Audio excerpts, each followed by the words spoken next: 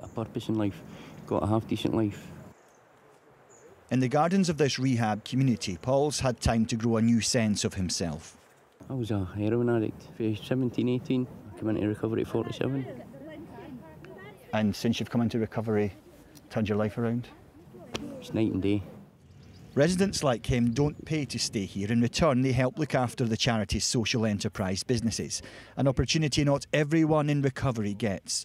Scotland's drug deaths fell slightly to 1,330 in 2021, down only 9 from the record high the year before. It's the first time since 2013 they haven't increased according to latest figures, but it's still the second highest number since records began.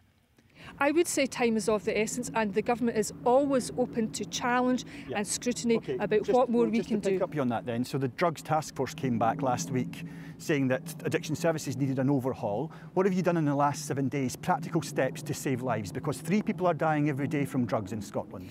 Well, for the first time ever, there is a ministerial direction on every health board, every local authority and every integrated joint board in this country. But you're not getting people onto beds in rehab, are you? What have you done practically? Well, actually, what I have done practically is invest, thus far, £23 million into expanding residential rehabilitation, including... That. But has that made a difference in the last 7 days? Have you saved lives in the last 7 days? Every day, myself, the Scottish Government and campaigners and local organisations are working to save lives. The government says it's spending £35 million over the next 5 years to tackle this, including on projects training people how to use naloxone, a drug which reverses opiate overdoses. It's also given funding to the rehab charity which former addict Michael helps run. You see residents mixing with staff and you can't really tell who is who. Does that help tackle the stigma? Stigma is a big part of it. The fact that we have open gates, it's free to come in and